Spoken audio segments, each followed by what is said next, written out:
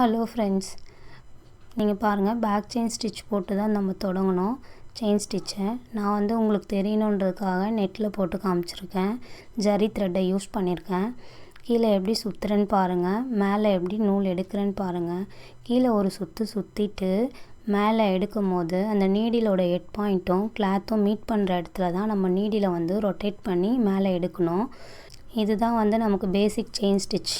எல்லா ஸ்டிச்சஸ்க்கும் பேசிக் வந்து இந்த செயின் ஸ்டிச்சஸ் தான். அதனால் வந்து நீங்கள் இதை நல்லா ப்ராக்டிஸ் பண்ணிங்கன்னா மற்ற எல்லா ஸ்டிச்சஸும் போடுறதுக்கு ஈஸியாக இருக்கும். எண்டு நாட்டு வந்து பாருங்கள், ஒரு செயின் எடுக்கிறோம்.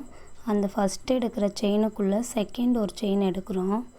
அந்த செகண்ட் எடுக்கிற செயினுக்குள்ளே நீங்கள் ஃபஸ்ட்டு எடுக்கிற செயினை உங்களோட நீடிலோட ஹெட் பாயிண்டில் பிடிச்சிக்கோங்க. பிடிச்சிட்டு கையில் கீழே இருக்க நூலை இழுத்திங்கன்னா எண்ட் நாட்டு வந்துடும். ஆரி பேசிக் கிளாஸ் ஃபுல் வீடியோ எங்கள் யூடியூப் சேனலில் இருக்குது, மறக்காமல் பாருங்கள்.